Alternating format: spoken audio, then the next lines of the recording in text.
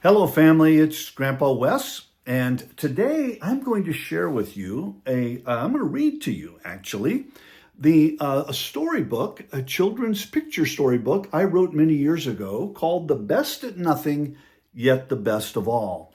But I want to share with you why I wrote this book. All, when our youngest of our six children, Audrey, was a senior in high school, she was trying out for the big school play for the year. And she had been an actress in the previous years of high school and did a great job. She was very good at what she did. She wanted a juicy main lead role. And all of her friends were excited for her. Family was excited for her because she would be perfect for it. And she came home from school one day in tears because the role had been awarded to another actress. And she was beside herself like all of our other five kids had been at various times of their particular teenage years. And just was just crying, I'm no good at anything. I just never want to try out for anything again. And I've heard this, if I can't be the captain of the team, I don't want to be on the team. If I'm not first chair violinist, I don't want to be a violinist. It just was, and I appreciate the drive, but the extent to which they took it was that I'm just no good. And I looked at Audrey and I thought, we love you for all these things. You're a great actress, and you're so good at so many things. And our all of us are a compilation of many different components, talents, traits, interests, and so forth that make up a grand picture. It's like an ingredient to a stew, and the overall dish is delicious. So I got to being a little frustrated with it, and I sat down and I got to thinking about a story that ended up being what this book is, about a duck who was the best at nothing and some lessons that he learned. The story turned out pretty good. Audrey felt good about it. My wife, she loved it. She encouraged me to, this would make a great children's book. Well, I actually took some time to I was very fortunate to find a great illustrator. Mark Swan is actually his main claim to fame is as an animator.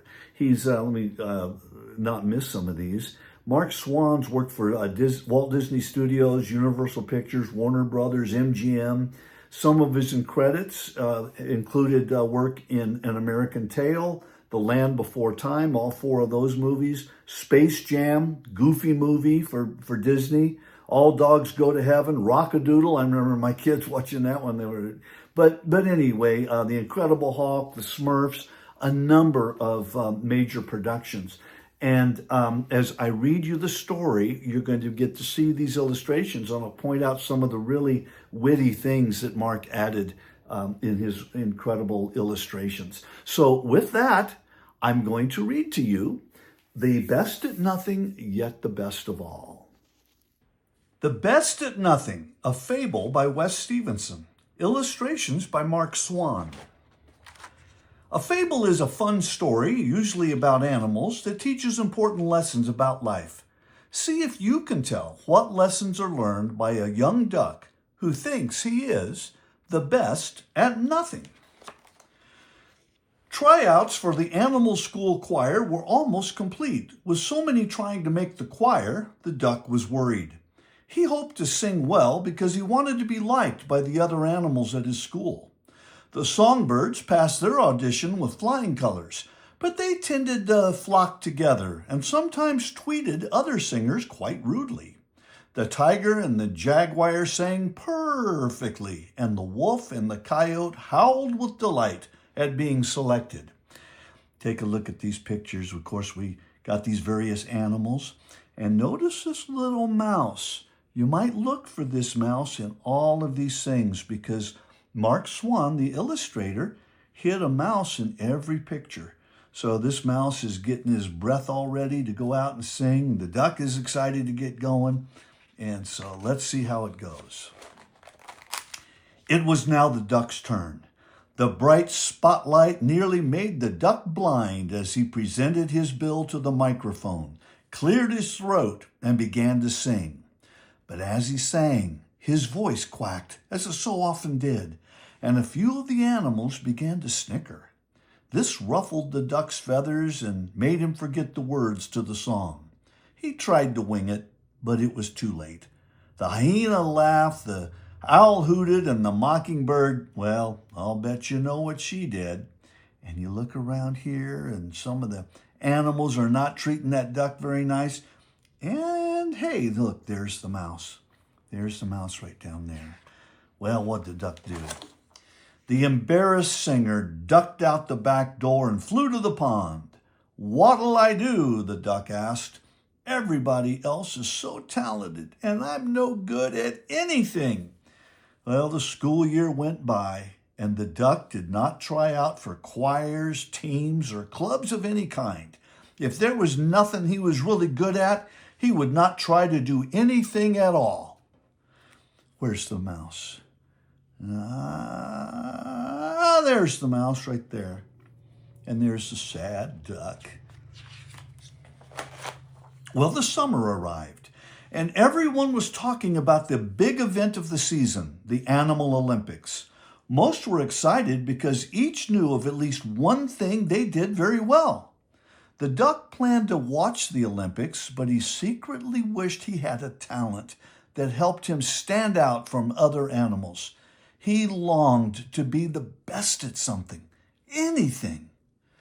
Well, here we have, I like this fire bird here with the fire extinguisher. Everybody's got their excitement. The duck is excited. The animals, and look, there's the little mouse right over there.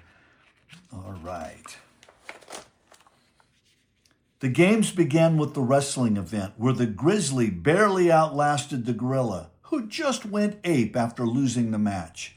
And all were stunned at the boxing bout, when the rhinoceros and the skunk, the boxing bout between the rhinoceros and the skunk, as the bigger boxer was knocked out by a little squirt.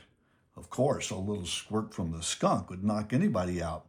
Look what the illustrator did. I liked how the referee for this is in stripes, just like in football games and stuff, and got his whistle. That's, of course, the zebra. And over here, you have, this is a fencing, a sword fighting competition. Be hard to beat a snake. Look at how he drew the snake all around the sword. It'd be hard to hit the snake. There's an octopus with using forearms to lift things up. And where is the mouse? This was really hard to find. The mouse is on those the rings, the gymnastic rings right there. It's very, very funny stuff. The elephant won the tug of war by a nose. Of course, he's got a big nose. And the hippopotamus took the high jump. See, the hippo took the high jump after she sat on a porcupine.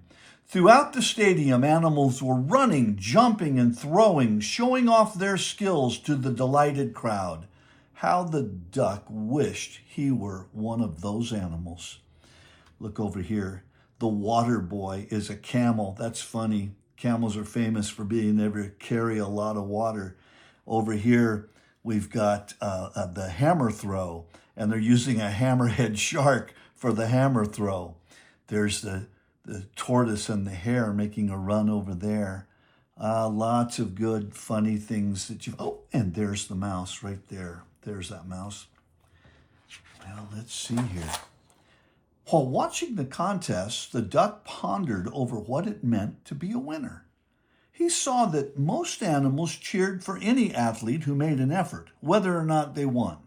He realized he could never succeed if he never made an attempt. There was only one contest remaining, and he decided that, win or lose, he would take a quack at it. There's the mouse running along. Some of the faster animals already made it, and some of the slower animals, so the mouse was faster than that guy, but not as fast as them, and everybody's cheering everyone, even him. Look at this pelican. Even the fish in the pelican's mouth is cheering on. That's pretty funny. So, the final event was a triathlon designed to determine the overall best athlete and grand champion of the Olympics. The athletes were to earn points in 3 events, one in the air, one on the water, and one on land. Many entered the contest, and some were already gold medal winners who received loud cheers as they were introduced. I like that. That's funny. Carrion to go, eat at Joe's, says the buzzard. But when the duck stepped forward, many in the crowd were surprised. He was not outstanding at anything that he did. No one thought that the duck stood any chance of winning. There's the mouse.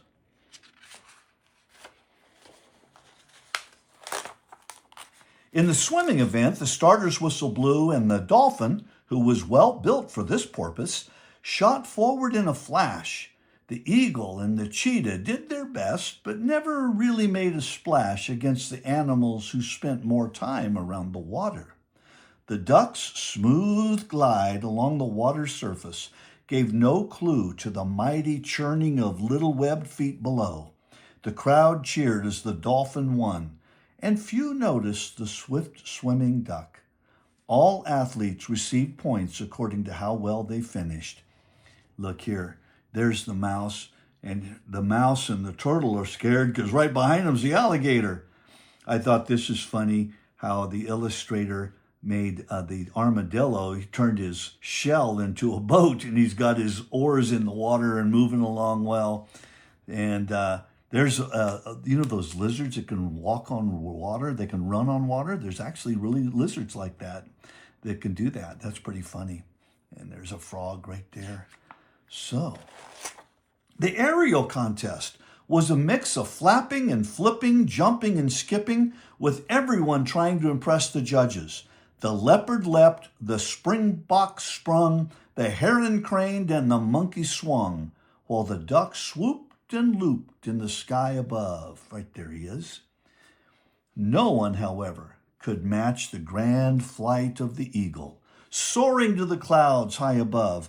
As the crowds kept their eyes on the majestic eagle, the officials recorded the scores for all the athletes, even to the smallest mouse, and few paid attention to the duck. There's the mouse, and he's doing a base jump off the nose of the giraffe. The turtle's kind of cheating. He could put balloons on his shell so he could fly up there. And that's funny here. You got the octopus acting like a helicopter with his 8 legs, trying to get up there nice and high. But everybody was trying and doing their best. In the foot race, the trotters and leapers, jumpers and creepers sped around the track as the hoppers pulled ahead of the gallopers by a hair. The dolphin floundered badly from the start, and the cheetah was spotted at the finish line before the others reached the first turn.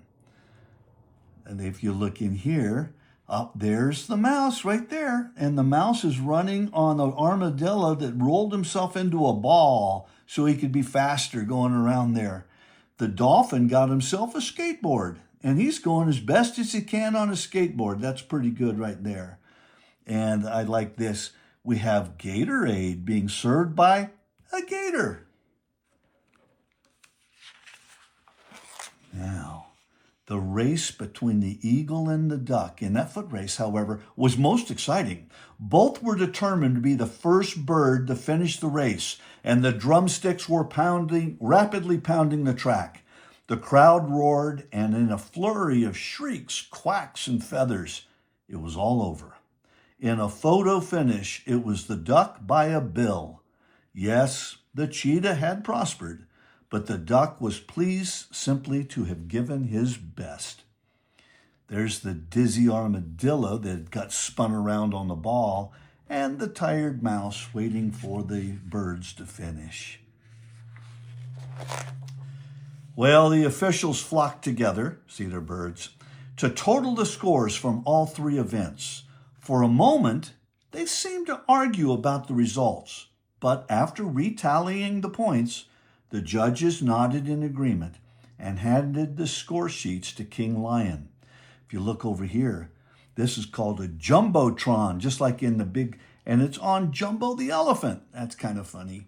And then you've got an instant replay camera here where one of the officials, which is an ostrich, and ostrich are famous for hiding their heads, is hiding his head down there doing the replay. Very good illustrations. So, on with the story. As he looked down at the winner's name, King Lion shook his head in amazement. He then smiled and turned to address the crowd. After scoring each of the 3 events, our gold medal winner is an athlete who was not the very best in any single event. This athlete was, instead, fairly good at everything. Our grand champion athlete is the duck. First place to the duck. The duck was astonished as King Lion draped the gold medal around his neck. The eagle, the cheetah, and the dolphin came forward to congratulate the little champion. The cheers grew louder as every animal in the stadium realized what it was that made this gold medalist so special. It was not any one thing. It was everything. It was all of the skills, traits, and talents that made the duck who he uniquely was. For he was the best at nothing, yet he was the best of all. Couple suggestions for parents and teachers. To make the most of the opportunities created by this fable, ask your child to restate the moral points of the story. 1, we're loved and valued because of all the fine talents and traits that make up who we are. 2, it makes a big difference how we treat those who are not performing well. Compare those who laughed at the singing duck with those who cheered for the snail and the other slow runners. Thirdly, the duck eventually showed persistence, never quitting even when he was behind in a contest. And 4th, the other athletes displayed good sportsmanship by cheering for the duck when he earned the gold medal. And again, for he was the best at nothing, yet he was the best of all. So kids, always strive to be your very best. But in those times when you feel like you still got some room for improvement, don't be too hard on yourself. And remember, it's all the things we are that make the big difference. One last example. I carry one of these with me just about everywhere I go. And it is a Swiss Army knife. I've got another version Trent gave me that's very, very similar. And it has all these different tools on it. So handy. But you know what? This pair of pliers is not the best pair of pliers in the world. This pair of scissors is not the best pair of scissors in the world. The saw, the can opener, the knife, the screwdrivers. Even has a little pin I can use in emergencies. Yet this is such a valuable and appreciated tool to me because of all the things that it does. And there's very few things that can match its value when it comes to being well-rounded. And so I'd like to encourage you to get involved in as many things as you can. Don't hesitate to get involved in different clubs, different sports, different musical pursuits, the educational fields that you may want to get yourself involved with. If you have an interest at all, pursue it. And whether you ever master that or not, picking up that skill set and having it a little bit a part of you really makes a difference in this world. Remember, we appreciate you for all that you are, and I encourage you to build on that and become all that you can be. And with that, goodbye from Grandpa.